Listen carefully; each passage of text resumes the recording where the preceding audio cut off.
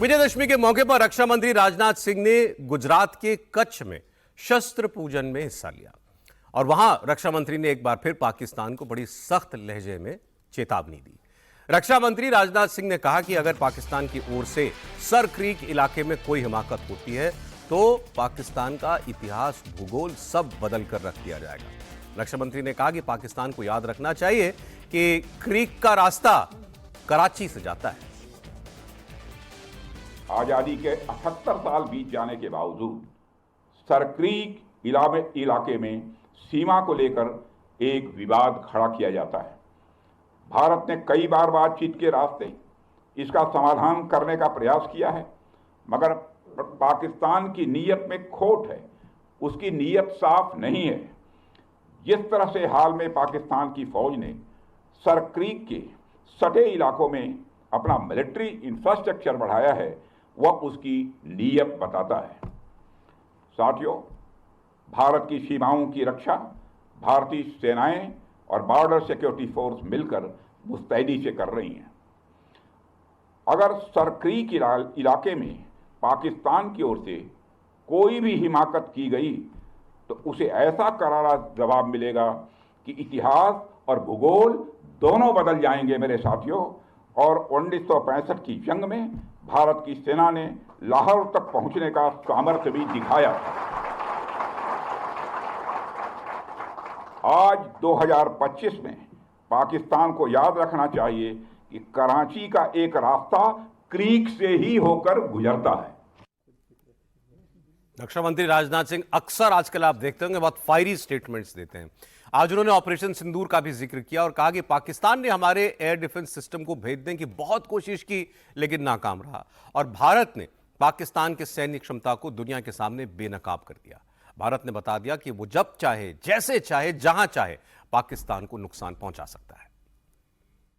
साथियों, ऑपरेशन सिंदूर के दौरान पाकिस्तान ने लेह से लेकर सरक्रीक के इस इलाके तक भारत के डिफेंस सिस्टम को भेजने की नाकाम कोशिश की। भारत के डिफेंस सिस्टम को उन्होंने भेजने की एक नाकाम कोशिश की, जबकि भारत की सेनाओं ने अपनी जवाबी कार्रवाई में पाकिस्तानी एयर डिफेंस सिस्टम को पूरी तरह से एक्सपोज कर दिया और दुनिया को यह भी संदेश दे दिया कि भारत की सेनाएं जब चाहें, जहां चाहें और जैसे भी चाहें पाकिस्तान को भारी नुकसान पहुंचा सकती हैं। अपने सामर्थ्य के बावजूद हमने संयम का परिचय दिया, क्योंकि हमारी सैन्य कार्रवाई आतंकवाद के विरोध में थी। इसको एस्केलेट करके जंग छेड़ना ऑपरेशन सिंदूर का उद्देश्य कभी नहीं था। मुझे इस बात की खुशी है कि भारतीय सेनाओं ने ऑपरेशन सिंदूर के सभी मिलिट्री ऑब्जेक्टिव यानी सभी लक्ष्यों को सफलतापूर्वक प्राप्त करने में कामयाबी हासिल की है। वैसे जब भी दशहरे के मौके पर ऐसे शस्त्र पूजा की तस्वीरें आती हैं तो ये पाकिस्तान को बहुत बुरी लगती है। वहाँ बहुत लोग इसकी बात करते हैं कि देखिए ये तो हथियारों की पूजा कर रहे हैं, जाने क्या करना चाहते हैं, इनके मन में पाकिस्तान के लिए जाने क्या है। लेकिन राजनाथ जी ने एक बात और कही है शस्त्र पूजा करते हुए। उन्होंने कहा त्रिपाठी जी कि ये केवल दिखाने के लिए नहीं है। अब ये पाकिस्तान जानता है कि ये हथियार केवल दिखाने के लिए नहीं है भारत के पास। नहीं, मुझे लगता है कि जब भारत के संदर्भ में बात करेंगे और एक हिंदू पहचान के तौर पर जिस देश को हम देखते हैं और उससे अलग होकर इस्लामिक मुल्क बनाए, तो उसको तो पता है ना कि हिंदू शस्त्र पूजा करता ही करता है। ये हिंदू ही करता है और कोई थोड़ी नहीं करता है। और शस्त्र पूजा के पीछे भावना क्या है? शस्त्र पूजा के पीछे भावना शांति की है। लेकिन शांति कैसे आएगी?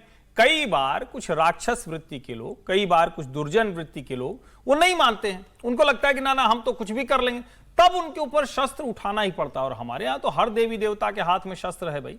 हमारे यहाँ हर देवी देवता उसका उपयोग करता है, जो राक्षस होते हैं, जो ऐसे पापी होते हैं, उनका संहार करने के लिए।